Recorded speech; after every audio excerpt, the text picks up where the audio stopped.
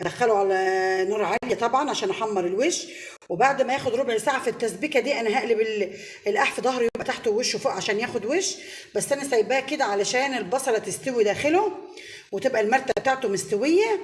انا ان شاء الله باذن الله هوقف الفيديو كده لغايه ما يستوي ونرجع مع بعض نشوف هنعمل ايه.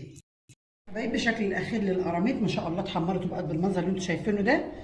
التركه اللي انا كنت عايزه اقول عليها في الروسي ان وانت بتقليه تحط معلقه فانيليا في الزيت، هتخلي الريحه بتاعت المطبخ ولا كأن احنا قلينا فيها سمك. الفانيليا بتفرق جدا جدا احسن من الليمون. لما تقطعي ليمونه وتحطها في الزيت الفانيليا بتطلع ريحه حلوه جدا وريحتها مش بتروح للسمك ما تقلقيش.